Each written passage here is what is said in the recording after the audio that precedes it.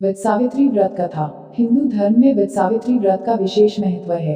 यह व्रत हर वर्ष ज्येष्ठ मास की अमावस्या के दिन सुहागिन स्त्रियां अपने पति की दीर्घायु और सुख समृद्धि के लिए करती हैं। इस व्रत में वट बरगद वृक्ष की पूजा की जाती है, क्योंकि वट वृक्ष को अक्षय और अमरता का प्रतीक माना गया है।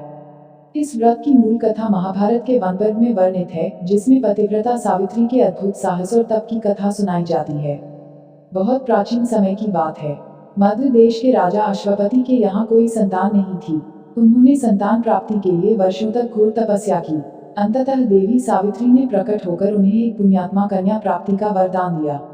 समय आने पर राजा अश्वपति के घर एक सुंदर और तेजस्विनी कन्या ने जन्म लिया, जिसका नाम सावित्री रखा गया। सावित्री रूपवती, गुणवान और अत्यंत बुद्धिमती थी। विवाह योग्य होने पर राजा ने सावित्री को स्वयंवर चयन की अनुमति दी।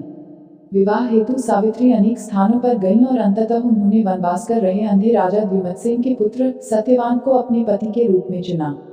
सत्यवान धर्मात्मा, परोपकारी और अत्यंत योग्य थे, परंतु उन्हें 1 वर्ष का जीवन शेष था। राजा अश्वपति ने यह जानने के बाद सावित्री को समझाया कि वह किसी और योग्य वर का चयन करे, किंतु सावित्री अपने प्रण से डिगी नहीं। अंततः राजा ने उनकी इच्छा का सम्मान किया। सावित्री का विवाह सत्यवान से संपन्न हुआ और वे अपने सास ससुर के साथ वन में रहने लगी। एक दिन ज्येष्ठ अमावस्या को सत्यवान वटवृक्ष के नीचे लकड़ियां काटने गए। उसी दिन यमराज मृत्यु लेने आए। सावित्री को पहले से इस बात का भान था, अतः वह भी पीछे पीछे चल पड़ी। जब यमराज सत्यवान का प्राण ले जाने लगे, तब सावित्री ने उन्हें धर्म, सत्य और नारी धर्म की बातें समझाईं।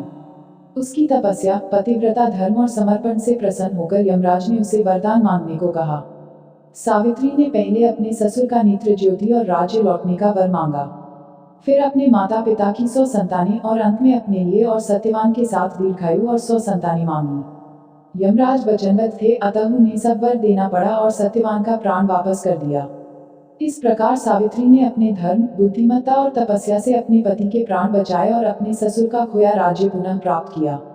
तभी से इस दिन को वटसावित्री व्रत के रूप में मनाया जाता है।